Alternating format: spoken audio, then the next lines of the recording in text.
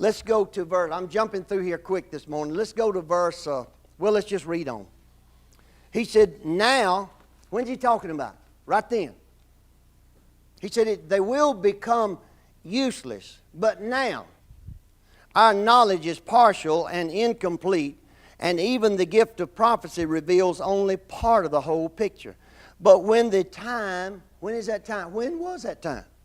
When the time of perfection comes, when will that be? These partial things will become useless. When is that going to be? A lot of people say, oh, that's now after the apostles left, there is no more of that. He said, when I was a child, I spoke and thought and reasoned as a child. But when I grew up, I put away childish things.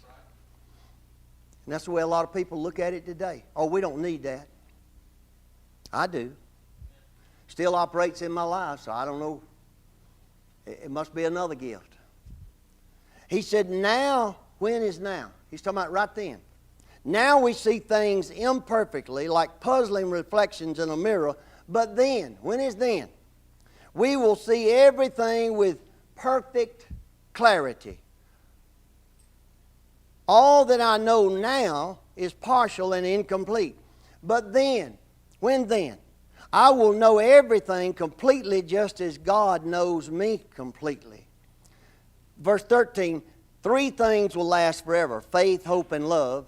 And the greatest of these is love. God still operates in faith. I'm sure He has to have hope, a vision, and God is love. Now, Paul said, now we see dimly. Let's see. Paul recognized that Jesus was Lord. He asked Him to come in his heart. He was born again. He's the writer of these books. And he said, but I'm only seeing partially, only dimly. So, when was the perfect going to come?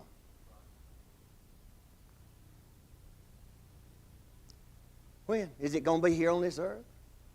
I mean, it could be when Jesus comes back, but Paul is born again. He's filled with the Holy Ghost. Miracles are happening. When is he talking? When is that going to change? When the last apostle was gone? And there's other scriptures we could look at. We don't have time today. I'm sorry, but I hate that. But anyway, he's here. All these things are working in his life. He's talking about he didn't know everything perfectly. He wrote the book. Some denominations say, well, you know, when the Bible was completed, that's the perfect. Do they know everything? Do they know everything? Do they see everything perfectly clear? Do they know he said everything completely just as God now knows me completely. Is there anybody on the face of the earth that knows everything just like God does now? When we get there, we're going to know. If anybody would have had, Paul was caught up to this, he said, to the third heaven, probably more than once, and had encounters with the Lord. He has revelation that even the Apostle Peter, he said, the things that Paul writes are hard to be understood. He's so spiritual.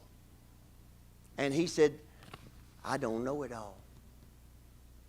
So anybody tries to tell you, and I think most of you agree with what I'm saying, these have not been done away with. If you watch, maybe it's for you watching online, these things have not been done away with. They are still operating today, the gifts of the Spirit. They're still operating today. Let's look at 1 Corinthians chapter 14, verse 1. Now, he just said that. He started talking about the gifts of the Spirit in chapter 12, and then when he got to, as they broke it up, he didn't break it up into chapters. We did. But he started speaking, and when he got to where we classify chapter 13, he said, but let me stop a minute and let you understand something.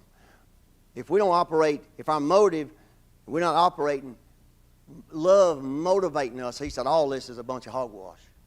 It's not any good. He said, if I give my body to be burned at the stake, everything, he said, it's not going to profit me or anybody else anything. It has to be motivated by love. Remember, Jesus looked and it said he had compassion on the people. He was motivated by love. He was not trying to be somebody. He didn't want to stand out in the crowd. Hey, look at me. So that's not what it's for. It's as Jesus went about doing good and healing all who were oppressed of the devil. Why?